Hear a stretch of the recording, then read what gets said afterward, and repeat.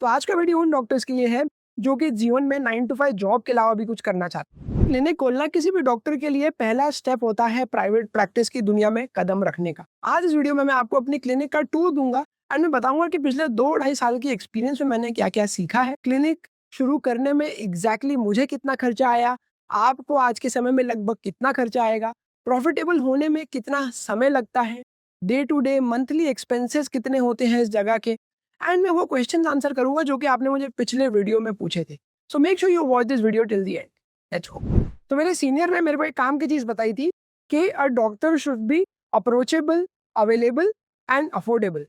And approachable होने का सबसे पहला रूल होता है कि आपका एड्रेस ऐसा होना चाहिए जो कि ढूंढने में मुश्किल ना हो। तो इफ यू कम एंड सी कि मेरा जो क्लिनिक का लोकेशन है वो एकदम सेंट्रली लोकेटेड है। यहाँ पे बड़ी सी चौक है, कई सारे रास्ते आके जुड़ते हैं, नीचे ही बस स्टैंड है, ऑटो स्टैंड है, तो यहाँ पे पहुँचना ज़रा भी मुश्किल नहीं है। एंड हमने इसको गूगल मैप पे भी अच्छे से लोकेट किया है। हम अपने पेशेंट को लिंक्स भी भेजते हैं कि आप बस मैप पे देखिए जगह और तुरंत आ जाइए। And you will not believe कि इसके बावजूद भी पेशेंट फ़ोन कर करके पूछते हैं कि सर आपकी क्लिनिक की बिल्डिंग कहाँ है? हम बिल्डिंग के नीचे खड़े हैं, हमें दिखाई नहीं दे रही है। विच शोज़ कि आपको लिटरली पेशेंट्स को अपनी क्लिनिक की लोकेशन स्पून फीड करनी पड़ती है कि उन्हें ज़रा भी दिमाग ना लगाना पड़े आपकी क्लिनिक तक पहुँचने के। तो जब मैंने नोटिस किया कि लोगों को बिल्डिंग में क्लिनिक ढूँढने में तकलीफ हो रही है, तो मैंने अपने क्लिनिक के बाहर के एक्सटीरियर को काफ़ी चेंज किया। तो मैंने अपने क्लिनिक के बाहर अपना नाम, कॉन्टैक्ट डिटेल्स, मेरी डिग्री, मैं जो-जो ऑपरेशंस करता हूँ, वो सब की इमेजेस लगानी शुरू कर दी। हालाँकि ये मेरा पहला डिसीजन नहीं था। I wanted to make a very aesthetic, very beautiful clinic. But मैंने देखा कि अगर लोग क्लिनिक ढूँढ ही नहीं पाएँगे, वहाँ तक आ ही नहीं पाएँगे, तो सारी मेहनत करने का क्या फ़ायदा? एंड ऑल्सो आई नोटिस कि अगर मैं नहीं करूँगा तो आजू-बाजू वाली क्लिनिक वाले तो करेंगे ही। सो आई मेक श्योर कि मैं जो भी सर्जरीज़ करता हूँ, उसकी इमेजेस है यहाँ पे। यू विल नोटिस कि इमेजेस बड़ी हैं, टेक्स्ट छोटा है, बिकॉज़ दूर से इमेजेस ही दिखाई देती हैं। एंड चाहे पेशेंट पढ़ा-लिखा हो या ना हो, फ़ोटो देख के तो वो समझ ही जाएगा कि अंदर जो डॉक्टर बैठते हैं, वो किस-किस प्रकार की चीज़ें करते हैं। Next I want you to meet Bhoomi madam. Hello. ये मेरी क्लिनिक की बैकबोन की तरह है। पेशेंट मेरे से मिलने के पहले इनसे मिलते हैं। फ़ोन पे सबसे पहले इनसे बात होती है। ये मेक श्योर करते हैं कि सारे अपॉइंटमेंट्स मेरे लाइन्ड अप हैं, सारे पेशेंट्स फ़ॉलो-अप पे आ रहे हैं, उनकी रिपोर्टें मेरे पास पहुँच रही हैं। पेशेंट्स को रिमाइंडर कॉल देना, मेरे अलावा और भी जितने डॉक्टर्स आते हैं सबके अपॉइंटमेंट मैनेज करना।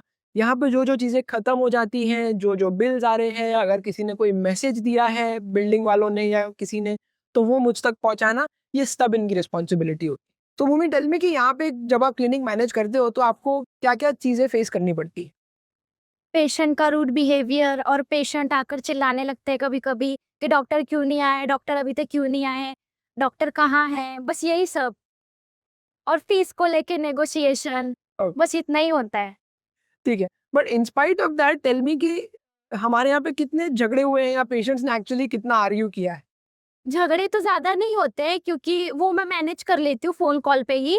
बट कभी-कभी फीस को लेकर होता है कि मैम सर से बात कर कर कम करवा दीजिए, या फिर मेरे को पहले क्यों नहीं जाने दिया, वो पेशेंट को पहले क्यों जाने दिया? ये सब चीज़ें, ये सब मैनेज करना पड़ता है। राइट। एंड तो ऑन एन एवरेज हम महीने में कितने पेशेंट देखते हैं? 50 टू 60। 50 टू 60 पेशेंट्स हो जाते हैं, राइट? तो in spite of 50 to 60 patients अगर थोड़ा बहुत कहीं कुछ आर्गुमेंट हो रहा है तो I think we still have a very good balance कि झगड़े तो बहुत ही कम होते इनफैक्ट मैंने अपने गूगल रिव्यूज में पढ़ा था कि पेशेंट्स आजकल लिखते हैं कि आपकी क्लिनिक में आपका स्टाफ जो है वो कितना पोलाइट था और कितना हेल्पफुल था। कभी-कभी हो सकता है वो डॉक्टर की तारीफ ना करें बट स्टाफ से जो उनका अटैचमेंट होता है वो बहुत ज़रूरी होता है। तो अगर आप भी अपनी क्लिनिक शुरू करना चाहते हैं तो मेक श्योर कि your staff is polite, short tempered नहीं है एंड उनकी कम्युनिकेशन स्किल्स अच्छी है, वो ढंग से लोगों से बात कर पाते हैं। मतलब उन्हें ओवरऑल लोगों से बात करने में ना हेजिटेशन होना चाहिए एंड ना कोई आलस आना चाहिए। I am planning to start a mentorship programme जहाँ पे कि आप वन ऑन वन मेरे साथ चीज़ें डिस्कस कर सकते हैं अपने करियर से रिलेटेड, क्लिनिक खोलने के बारे में अलग अलग चीज़ों से रिलेटेड एंड बाकी जो भी डिफिकल्टीज आपको आती हैं उनसे रिलेटेड। तो ये सब की लिंक्स आपको डिस्क्रिप्शन बॉक्स में मिल जाएंगी, make sure you check them out. Next जो चीज़ का मैंने सबसे ज़्यादा ध्यान दिया अपनी क्लिनिक में इज़ द वेटिंग रूम। तो ये मेरे क्लिनिक का वेटिंग रूम है। यहाँ पे 6 पेशेंट्स के बैठने के लिए जगह है। यू विल नॉट बिलीव कि पेशेंट्स आपके केबिन से ज़्यादा समय बिताते हैं वेटिंग रूम में। तो वेटिंग रूम में उनको कंफर्टेबल फ़ील कराना, रिलैक्स फ़ील कराना बहुत ज़रूरी है। एंड जब मैंने अपनी क्लिनिक डिज़ाइन करी थी, तो मैंने सबसे पहले ये सोचा था कि मेरे क्लिनिक में जो भी पेशेंट आएगा, उसको ऐसा नहीं लगना चाहिए कि वो किसी स्ट्रेसफुल जगह या किसी उदास जगह पे आया है, जैसे कि बाकी जनरल क्लिनिक्स होती हैं। उसको यहाँ पे आते से ही एक सुकून की फीलिंग आनी चाहिए। इसलिए आप देखेंगे कि ओवरऑल यहाँ के जो कलर्स हैं, जो ओवरऑल एटमॉस्फेयर है, ये बहुत ही काम एंड रिलैक्सिंग तरीके का है, जैसे कि कोई बहुत अच्छे कैफ़े में या कोई बहुत पॉश शोरूम में होता है। बिकॉज़ यहाँ पे पेशेंट्स वेट करने वाले हैं, काफ़ी समय बिताने वाले हैं, तो हमें उन्हें अपॉर्च्युनिटी देनी चाहिए अपने सर्विसेज़ के बारे में बताने की, अपने पेशेंट्स के बारे में बताने की। इसीलिए आप देखेंगे कि यहाँ पे हमने एजुकेशनल बोर्ड लगाए, जैसे कि ये बेरियाट्रिक गैस्ट्रिक बलून का बोर्ड है, जिससे कि पेशेंट्स को पता चले कि यहाँ पे ये भी सर्विस अवेलेबल है। उसी के साथ-साथ मेरे क्लिनिक में और भी जो डॉक्टर्स आते हैं, उनकी क्या स्पेशलिटी है, वो मेन कौन-कौन सी सर्विसेज़ करते हैं, कौन-कौन से तरीके के पेशेंट देखते हैं, वो सारी इन्फॉर्मेशन है। यहाँ पे मैंने अपनी डिग्री, क्वालिफ़िकेशन, इनफैक्ट मेरा यूट्यूब प्ले बटन, ये सब मैंने डिस्प्ले किया है, जिससे कि लोगों को डॉक्टर के बारे में पता चले। इसके अलावा कुछ और भी ऐसी चीज़ें हैं जो कि मैं इम्प्लीमेंट करने वाला हूँ, अभी तक सिर्फ़ आइडिया आया है, अभी किया नहीं है बट करूँगा। फॉर एग्ज़ाम्पल आप एक क्यूआर कोड लगा सकते हैं, जो कि स्कैन करके लोग आपके बारे में आपके वेबसाइट के थ्रू जान पाएँ, या आपका कोई व्हाट्सएप ग्रुप है, जैसे कि मैंने यहाँ पे एक व्हाट्सएप ग्रुप का क्यूआर कोड लगाया था। पेशेंट्स ये भी स्कैन करके आपके कम्युनिटी को जॉइन कर सकते हैं। आप यहाँ पे एक टीवी डिस्प्ले लगा सकते हैं, जिसमें कि आपके इंटरव्यूज़, आपके वीडियोज़ या आपकी इमेजेस, आपके जो बेस्ट प्रोसीजर्स हैं, आपने पेपर पब्लिश किए हैं, वो सारी चीज़ें चलती रह सकती हैं। मैंने पर्सनली नहीं लगाया, बिकॉज़ जब मैंने क्लिनिक शुरू करी थी it was quite expensive, and वो फिर वो जोश-जोश में जब कर रहा था तब हुआ, उसके बाद वो रह ही गया, तो अभी भी रह गया। But probably after this video I will make sure that I upgrade the waiting area. देखिए, आपके जो चार्जेज़ हैं वो यहाँ पे क्लियरली डिस्प्लेड होने चाहिए। जैसे मेरी first consultation is 1000 rupees, follow up कितने दिन में कितने चार्जेज़ हैं, एंड बाकी जो डॉक्टर्स चार्ज करते हैं वो सब। एंड यही स्पेस को हम यूज़ कर सकते हैं और भी चीज़ें बताने के लिए, जैसे जो डायटीशियन आती हैं, उनके क्या-क्या चार्जेज़ हैं, बाकी जो हमारे पैकेजेज़ हैं ये। तो इससे पेशेंट को एक ट्रांसपेरेंसी रहती है, उन्हें ऐसा नहीं लगता है कि मैं दूसरे पेशेंट से कुछ और चार्ज ले रहा हूँ एंड उनसे कुछ अलग चार्ज है। जो लिखा हुआ है वो सबके लिए सेम है, एंड वही देख के आपको डिसाइड करना है कि आप ये डॉक्टर से मिलना चाहते हैं या नहीं चाहते। जो चीज़ मुझे बहुत इंपॉर्टेंट लग रही थी, जो कि मैं देखता हूँ आज भी मेजॉरिटी क्लिनिक्स में मिसिंग है, वो है कंप्यूटर, प्रिंटर, एक बेसिक डेस्कटॉप सेटअप। बिकॉज़ आप माने या ना माने, एक सिंपल कंप्यूटर के होने से आपका जो रिकॉर्ड कीपिंग है, वो इतना स्मूथ हो जाता है कि जो कि एक सिंपल रजिस्टर से कभी करना पॉसिबल नहीं है। हालाँकि बिकॉज़ मेरे एरिया में लाइट जाती है, कंप्यूटर क्रैश होता रहता है, तो हमारे पास रजिस्टर में भी चीज़ें स्टोर रहती है लिखी हुई। बट बिकॉज़ कंप्यूटर में हम चीज़ें स्टोर करते हैं, तो मैं उनको अपने फ़ोन पे भी एक्सेस कर सकता हूँ। कभी पेशेंट ने कोई रिकॉर्ड माँग लिया, तो हम उसको तुरंत प्रोवाइड कर सकते हैं। So if you are opening a clinic, make sure you invest in a basic printer, a basic desktop, and आपके जो असिस्टेंट है, जो रिसेप्शनिस्ट हैं, उनको ये कंप्यूटर यूज़ करना अच्छे से आता है, उनको फ़ोन पे चीज़ें यूज़ करना अच्छे से आती है। पेशेंट्स को और कंफर्टेबल एंड एंगेज्ड रखने के लिए इसकी आई हैव बुक शेल्फ, जहाँ पे हेल्थ से रिलेटेड काफ़ी इन्फॉर्मेशनल बुक्स हैं। जब मैं क्लिनिक में घुसता हूँ, तो मैं देखता हूँ अक्सर पेशेंट्स ये बुक्स को पढ़ रहे होते हैं, उसमें से फ़ोटो खींच रहे होते हैं। कभी-कभी वो आके अंदर डिस्कस भी करते हैं कि सर, आपने जो बुक्स रखी है, वो कितनी बढ़िया है। बिकॉज़ बॉम्बे जैसे शहर में बहुत गर्मी होती है, तो आई मेक श्योर कि एक वाटर कूलर भी है, जो कि हमेशा भरा हुआ रहता है, and patients can have water whenever they like. तो मेरे केबिन के अलावा यहाँ पे 2 और केबिन्स हैं। ये थर्ड केबिन है।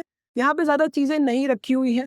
This was supposed to be backup cabin, जहाँ पे कि कोई बैठ के लंच कर पाए, या एक साथ अगर 2 या 3 कंसल्टेंट्स आ गए हैं, डॉक्टर्स आ गए, तो उनको बैठने के लिए जगह होनी चाहिए। Then we have another cabin. ये जो केबिन है, ये भी कंसल्टेंट्स के लिए है। तो मेरे अलावा इस क्लिनिक में और भी डॉक्टर्स आते हैं, कंसल्टेंट्स आते हैं। तो मैं मेक श्योर करता हूँ कि एटलीस्ट 3 लोगों की बैठने की जगह एक साथ होनी चाहिए। अगर आप नई पहली क्लिनिक शुरू कर रहे हैं, तो मेरी गलतियों से सीखिए कि मैंने सोचा था कि मैं अकेली पूरी क्लिनिक के खर्चे उठा पाऊँगा, but in reality I realise कि एज़ अ बिगिनर आपके पास इतने पेशेंट्स एक साथ नहीं आएँगे कि सारा खर्चा आप अकेले उठा पाएँ। So either you start a poly clinic, और मेक श्योर कि आपके जो फ्रेंड्स हैं, कलीग्स हैं, आप लोग साथ में मिल के एक क्लिनिक शुरू करें, जिससे कि उसकी खर्चे एंड रिस्पॉन्सिबिलिटी बराबर-बराबर डिवाइड हो पाए। तो ये जो सेक्शन है ये भी मेरे को बहुत अच्छा लगता है। ये एक स्टोरेज यूनिट है जिसके पास थोड़ा-सा एक टेबल जैसा भी है, where I keep a kettle, some glasses, कुछ ब्लैक कॉफ़ी, चाय के कप्स वगैरह हैं। बिकॉज़ कभी-कभी ऐसा होता है कि मैं क्लिनिक में देर रात तक रुक जाता हूँ या कभी थका हुआ आता हूँ, तो there should be some basic facility कि आप चाय-कॉफ़ी बना के अपना पी पाओ, या कभी कोई पेशेंट है या कोई और नॉन पेशेंट व्यक्ति आ गया आपसे मीटिंग करने, तो आपके पास चाय सर्व करने जितनी थोड़ी बहुत सामान होना चाहिए। अक्सर जब मैं अपने वीडियोज़ पे काम कर रहा होता हूँ, तो मैं क्लिनिक में एक्स्ट्रा बैठ जाता हूँ। So all these small things really make a difference. जहाँ तक क्लिनिक की बात आती है, जनरली स्पेस लिमिटेड होता है, तो आपको स्टोरेज स्पेस बहुत स्मार्टली यूज़ करना पड़ता है। तो जैसे यहाँ पे ये जो कबर्ड है, इसके अंदर काफ़ी स्टोरेज स्पेस है, हम चीज़ें रखते हैं यहाँ पे। उसके अलावा जो आपकी क्लिनिक का एग्ज़ामिनेशन टेबल होता है, उसके अंदर का स्टोरेज स्पेस भी काफ़ी यूज़फुल होता है, तो हम उसको भी बहुत अच्छे से यूज़ करते हैं। तो हर एक वॉल को हमने यूज़ किया है अपने सर्टिफ़िकेट्स, क्वालिफ़िकेशंस, अचीवमेंट दिखाने के लिए, जिससे कि पेशेंट आपके केबिन में आने के पहले ही आपके बारे में काफ़ी कुछ जान चुका हो। तो ये मेरा मेन केबिन है, यहाँ पे मैं बैठ के अपने पेशेंट्स देखता हूँ। अभी ये थोड़ा सामान यहाँ-वहाँ बिखरा हुआ है because I am recording, but generally when a patient comes, they find me sitting over here and मेरे पास में ही यहाँ पे ड्रेसिंग ट्रॉली है। जो ड्रेसिंग ट्रॉली है उस पे अभी तो सामान थोड़ा बिखरा हुआ है बिकॉज़ हमने ड्रेसिंग करी थी रिसेंटली, बट जनरली अगर आपकी क्लिनिक है, तो ड्रेसिंग ट्रॉली पे बेसिक चीज़ें होनी चाहिए, जैसे Betadine, hand sanitiser, hydrogen peroxide, spirit, Dynaplast, Betadine ointment, अलग-अलग इंस्ट्रूमेंट्स। एंड ये जो इंस्ट्रूमेंट्स हैं इनको मैं ऑटोक्लेव कराता हूँ नियर बाय हॉस्पिटल से, बिकॉज़ मैं वहाँ पे विज़िटिंग हूँ, तो मैं जानता हूँ, तो इतनी छोटी चीज़ें वो लोग ऑटोक्लेव करने में माइंड नहीं करते हैं। तो अगर आप अपनी क्लिनिक में थोड़े भी प्रोसीजर्स कर रहे हैं, चाहे वो माइनर प्रोसीजर्स ही क्यों ना हो, तो make sure you use sterile instruments and good quality medicines.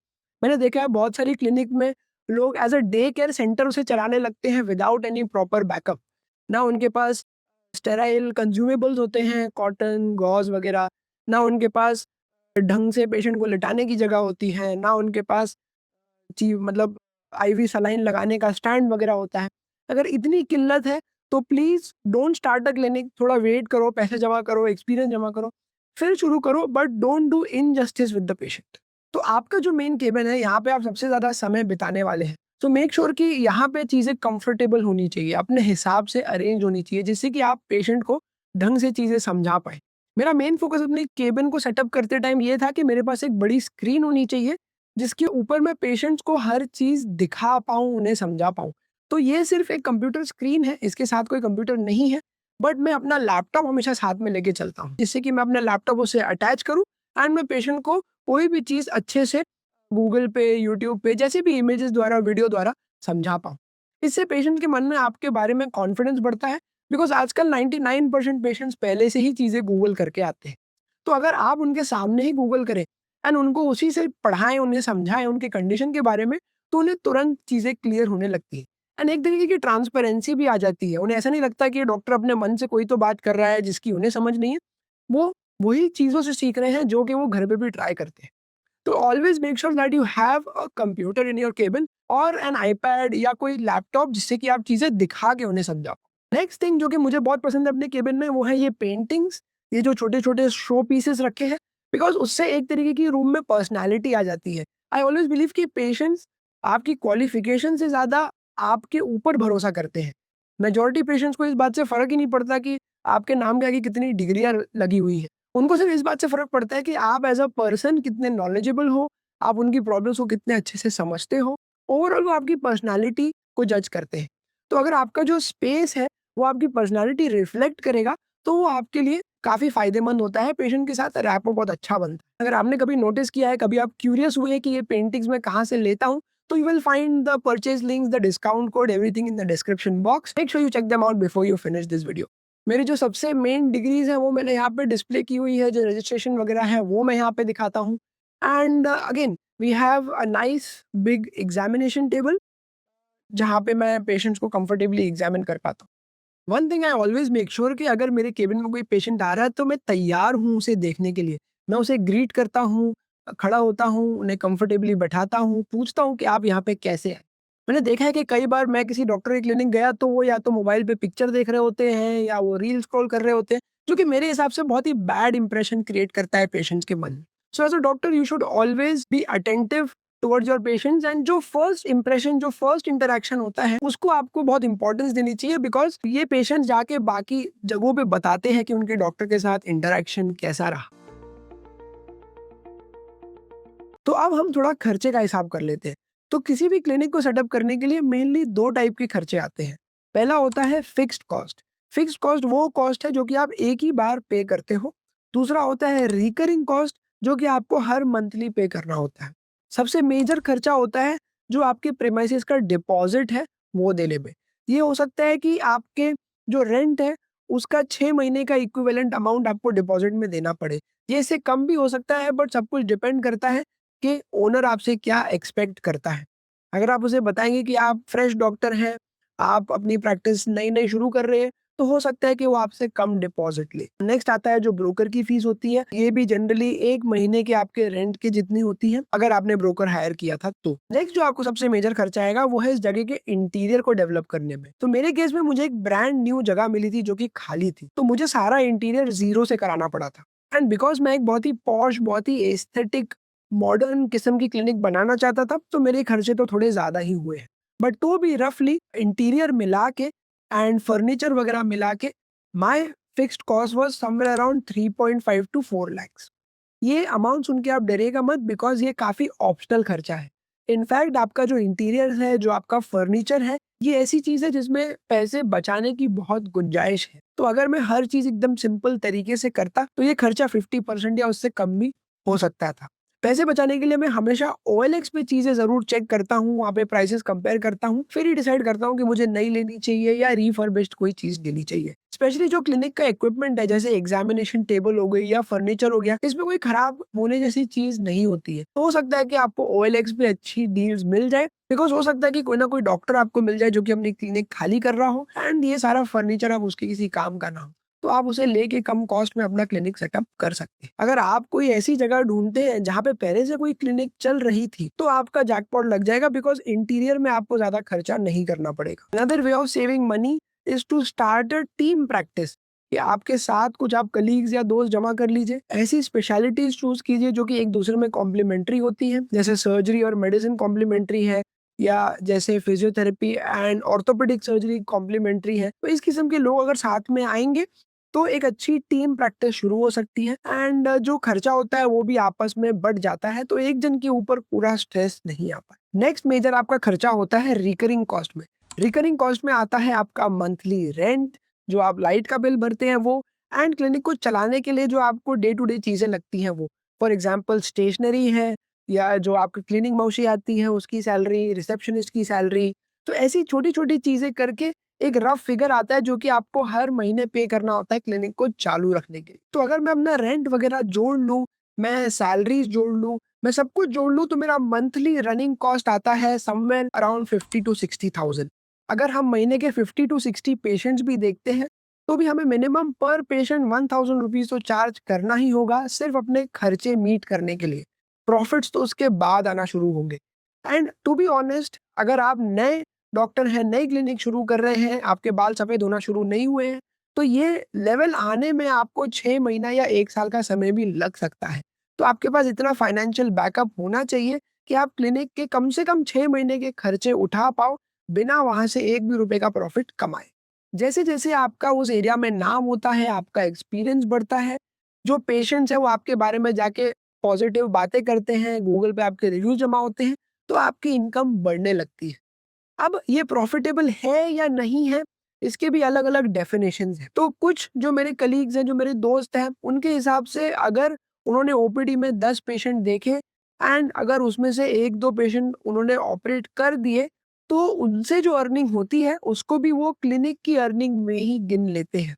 मैं खुद जो अपने लिए कैलकुलेट करता हूँ, वो है कि आपके ओपीडी में जो पेशेंट्स आते हैं, उनसे ही आपकी ओपीडी का खर्चा निकलना चाहिए, एंड जो आप एडमिशन करने के बाद या सर्जिकल प्रोसीजर्स करने के बाद अर्न करते हैं, वो आपका बोनस है, वो आपका सेपरेट है, because I want to make sure that clinic should be independently functioning on its own. As a doctor मेरे ऊपर ये प्रेशर नहीं होना चाहिए कि अगर मैं पेशेंट्स को कन्वर्ट नहीं करूंगा सर्जरी के लिए तो मेरे क्लिनिक के खर्चे निकालने मुश्किल हो जाएंगे। ये कोई ऐसा स्टैंडर्ड बिजनेस रूल नहीं है, ये मेरा पर्सनल ओपिनियन है एंड मैं यही फॉलो करता हूँ। तो अगर आप मेरे डेफिनेशन से देखेंगे तो आप रियलाइज करेंगे कि क्लिनिक को प्रॉफिटेबल कहने में काफी ज्यादा समय जा सकता है, बट अगर आप उतने समय तक डटे रहे, आपने अपना पूरा फोकस रखा मार्केटिंग पे, अच्छे लोगों को हायर करने पे, स्मूथ फंक्शनिंग सेटअप बनाने पे, तो आई एम वेरी श्योर कि एक दिन ऐसा आएगा कि आपकी ओपीडी में इतने पेशेंट्स आएंगे कि आपके पास ना कि सिर्फ ओपीडी के पैसों से सरप्लस इनकम होगी, पर उसके बाद जो आप आगे स्पेशलिस्ट ट्रीटमेंट देंगे उससे और भी एक्स्ट्रा इनकम होगी। सो फर्स्ट क्वेश्चन इज कि क्या आपको अपने क्लिनिक को रजिस्टर कराना होता है specially under nursing home act? The answer is no. ये एक्ट सिर्फ उन हॉस्पिटल्स के लिए है या नर्सिंग होम्स के लिए है जहाँ पे पेशेंट्स को एडमिट किया जाता है, जहाँ पे प्रोसीजर्स या सर्जरीज करी जाती हैं। एज अ क्लिनिक अगर आप पेशेंट एडमिट नहीं कर रहे हैं, आप कोई मेजर प्रोसीजर नहीं कर रहे हैं, तो आपको उसे रजिस्टर कराने की ज़रूरत नहीं है। मैंने उद्यम आधार कार्ड बनाने के लिए रजिस्ट्रेशन करवाया था, but that is a registration done for any shop, चाहे वो मोबाइल की दुकान क्यों ना हो, कोई शोरूम हो, कुछ भी हो। तो एक सिंपल उद्यम रजिस्ट्रेशन कराना होता है बिकॉज़ ये आपकी गूगल प्रोफाइल बनाने के समय काम आता है as an ID proof of your business. तो वो एक चीज़ है जो कि आप करा सकते हैं, ये बहुत आसानी से किया जा सकता है। The next question I got was कि बायोमेडिकल वेस्ट में आपको रजिस्टर करना होता है क्या? The answer is yes. कि बायोमेडिकल वेस्ट का एक फॉर्म आता है, वो आपको भरना होता है। आप ऑनलाइन उसे डाउनलोड कर सकते हैं, उसकी कोई फीस होती है, वो आपको देनी होती है एंड टाइम टू टाइम आपको अपना बायोमेडिकल वेस्ट उसे देना होता है। मेरे केस में मेरा काम थोड़ा आसान हो गया था बिकॉज़ मेरे साथ यहाँ पे और भी कई क्लिनिक्स थी, तो हमने मिल के एक जन ने फॉर्म लिया था एंड बाकी लोग भी उसी के यहाँ पे अपना कचरा पहुँचा देते थे, तो साथ में डिलीवर हो जाता था। But that was only possible because हम सबकी क्लिनिक साथ में खुल रही थी, we were of similar age group and हम लोगों के बीच में एक अंडरस्टैंडिंग, एक दोस्ती, एक रैपो बिल्ड हो गया था, तो we could do that. But technically yes, अगर आपके पास ड्रेसिंग मटीरियल निकल रहा है, आप सूचर रिमूवल्स कर रहे हैं, छोटे-छोटे प्रोसीजर्स कर रहे हैं, इंजेक्शंस दे रहे हैं, आपके पास शार्प डिस्पोज़ल के लिए अलग से एक मशीन आती है, वो नहीं चाहिए। आप उसको नॉर्मल कचरे के साथ मिक्स नहीं कर सकते। आपकी जो नॉर्मल क्लीनिंग वाली मौशी आती हैं, उनसे एक्सपेक्ट भी नहीं करना चाहिए कि वो आपका मेडिकल वेस्ट को हैंडल करेंगे, ना कि आपको उन्हें फ़ोर्स करना चाहिए। एंड वो रिपोर्ट भी कर सकते हैं कि ये डॉक्टर साहब जो है मेडिकल वेस्ट मुझसे हैंडल करने के लिए कहते हैं, उनके पास कायदे से इसके लिए दूसरा आदमी होना चाहिए जो कि उसको हैंडल करेगा। सो मेक श्योर कि you follow all these norms because आजकल हर छोटी-छोटी चीज़ से बड़ा बवाल होते देर नहीं लगती। नेक्स्ट एक बहुत अच्छा क्वेश्चन था कि मैं अपनी क्लिनिक 1 साल से चला रहा हूँ, लेकिन जब भी मैं छुट्टी जाता हूँ तो मेरी क्लिनिक का रेवेन्यू ज़ीरो हो जाता है, मेरी इनकम कंप्लीटली बंद हो जाती है, तो मुझे क्या करना चाहिए? तो इसका सबसे प्रैक्टिकल आंसर इज़ कि आप वो क्लिनिक का स्पेस और भी डॉक्टर्स को यूज़ करने दो। आपके जो दोस्त हैं, कलीग्स हैं, जो आपके जूनियर्स हैं, जो कि हो सकता है क्लिनिक स्पेस ढूँढना चाहते हों, उनको अलाउ कीजिए। अलग-अलग स्पेशलिस्ट आपके एरिया में होंगे, जिनको आप ढूँढ सकते हैं व्हाट्सएप ग्रुप द्वारा, या आप अपनी क्लिनिक पे कहीं बाहर नोटिस बोर्ड पे लगा सकते हैं कि आपके पास टाइम स्लॉट्स अवेलेबल है अलग-अलग कंसल्टेंट्स को देने के लिए। आप किस किस्म के कंसल्टेंट्स अपने आप बुलाना चाहते हैं, ये आप लिख सकते हैं। जिससे कि लोग आके जब आप अवेलेबल नहीं है तो भी आपका क्लिनिक स्पेस यूज़ हो पाए। एंड बिलीव मी, ना कि सिर्फ आपको इससे इनकम आने लगती है जब आप छुट्टी पे जा रहे हैं तब भी, बट जो डॉक्टर्स आपके यहाँ पे आते हैं उनका एक अच्छा ग्रुप बन जाता है, एक अच्छी टीम बन जाती है। अगर आपकी उनके साथ जमती है, उनकी आपस में जमती है, तो ओवरऑल पेशेंट्स का फ़ायदा होता है बिकॉज़ उन्हें अलग-अलग डॉक्टर्स एक ही जगह पे अवेलेबल मिल जाते हैं। डॉक्टर्स को भी काफ़ी रिलैक्स फ़ील होता है कि अगर उन्हें कोई फलानी रेफ़रेंस देनी है, किसी का ओपिनियन लेना है, तो उनको मरीज़ को कहीं दूर भेजने की जगह नहीं है, उनकी क्लिनिक में ही दूसरे स्पेशलिटी के आते हैं, जिनको वो पर्सनली जानते हैं। तो आप बस उनके पास भेजो एंड अंदर ही अंदर चीज़ें डिस्कस हो के आप एक बहुत क्लियर जवाब दे सकते हैं। Next question is, hello sir, I am a BMS doctor doing general practice and not practice well in internship. Now open clinic nearly 8 years, still no response. Change 2 spots, हमने patient ज़्यादा है। तो basically मैं पढ़ रहा हूँ कि कोई BAMS व्यक्ति है जिन्होंने इंटर्नशिप ठीक से नहीं करी, उन्होंने डायरेक्टली अपनी क्लिनिक शुरू कर दी एंड पिछले 8 साल से वो स्ट्रगल कर रहे हैं उसको चलाने में। एंड उन्होंने कई बार लोकेशन भी चेंज कर दी है, बट फिर भी रिजल्ट नहीं आ रहा है। तो आई विल से कि क्लिनिक शुरू करने के पहले you should gain enough experience of seeing patients independently. As a surgeon मैंने अपनी क्लिनिक शुरू करी है पिछले 2 साल में, एंड उसके पहले कम से कम 6-7 साल का मेरे पास एक्सपीरियंस है of doing practice in a government hospital, in a corporate hospital, जो ऑनलाइन कंपनीज होती हैं, फ्रीलांसिंग। तो ये सब करके धीरे-धीरे करके मैंने एक्सपीरियंस जमा किया, ना कि सिर्फ केसेस करने का, बट पेशेंट से बात करने का। ओवरऑल मुझे समझ में आया कि हॉस्पिटल्स कैसे काम करते हैं, चार्जेस कैसे डिवाइड होते हैं, किसकी नीयत कैसी होती है। मेजॉरिटी क्लिनिक्स में, ओपीडीज़ में मैंने क्या चीज़ मिसिंग देखी, वो मैंने नोट की। जब ये सारी इन्फॉर्मेशन मेरे दिमाग में जमा हो गई, तब मैंने अपने क्लिनिक खोलने का डिसीजन लिया। So before you decide, ask yourself कि क्या आपके पास इतना एक्सपीरियंस है कि आप अपने स्पेशलिटी के या एक जनरल प्रैक्टिशनर की तरह अगर आप पेशेंट देख रहे हैं, तो मोटा-मोटा जो डायग्नोसिस है अलग-अलग बीमारियों के, क्या आप उनको इंडिपेंडेंटली सही तरीके से आइडेंटिफाई कर पाते हैं? अगर आप जीपी प्रैक्टिस कर रहे हो, तो आपसे नहीं एक्सपेक्टेड है कि आपको हर छोटी चीज़ का ट्रीटमेंट आता हो। बट मैंने ऐसे बहुत सारे फैमिली प्रैक्टिशनर्स, जीपीज़ देखे हैं, जो कि पेशेंट को गलत डॉक्टर के पास ही भेज देते हैं। उन्हें ठीक से चीज़ें डायग्नोज़ करना नहीं आता, उससे पेशेंट का टाइम वेस्ट होता है, जो कंसल्टेंट है उसका टाइम वेस्ट होता है, एंड मेरे मन में भी ऐसी इमेज बन जाती है कि जो फलाना फैमिली प्रैक्टिशनर है, उसको ये चीज़ का सही से डायग्नोसिस करना भी नहीं आया। So make sure before you start your clinic you have all the relevant experience that you need. एक क्वेश्चन था कि मेरे घर से मेरी क्लिनिक कितनी दूर है, एंड ये चाहे सुनने में जितना सिंपल हो, बट ये बहुत ही मेजर फैक्टर है अपनी क्लिनिक सेटअप करने में, कि अगर आपकी क्लिनिक आपके घर से बहुत दूर है, तो आपको जाने में बहुत आलस आएगा, रास्ते में बहुत ट्रैफिक होगा, आप कभी समय पे पहुँच नहीं पाओगे, धीरे-धीरे आपका इंटरेस्ट कम हो जाएगा। तो try to find a place जो कि आपके घर के एरिया के पास हो। And please subscribe to the channel, hit the bell icon so that you are up to date with our latest videos about career and life as a doctor.